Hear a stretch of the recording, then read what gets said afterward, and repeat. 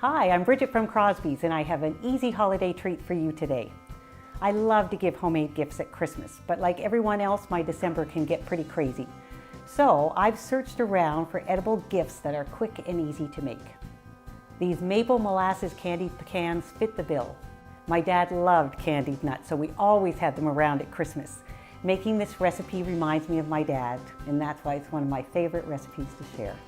Pecans are perfect for this recipe because the spicy syrup gets caught in all the grooves of the nuts, but it's delicious with walnuts and almonds too.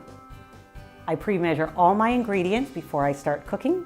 I set the oven to 325 degrees and I line my largest baking sheet with parchment paper. Then, in a medium pot over medium heat, I combine the molasses, maple syrup, oil, cinnamon, cayenne, and salt.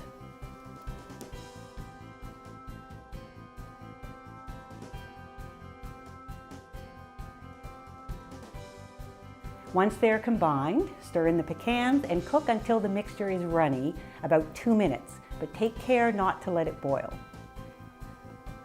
Pour the pecan mixture onto the prepared cookie sheet and spread into a single layer.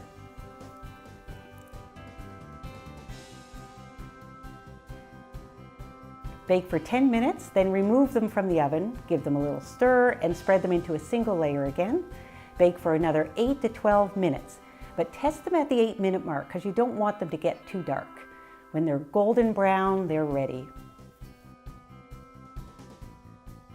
While the nuts are baking, lay a fresh sheet of parchment paper on your counter. Then when the nuts are ready, remove them from the oven, give them a little stir, and spread them in an even layer on the reserved parchment paper. Moving them to a new sheet of parchment paper will help keep the nuts looking tidy.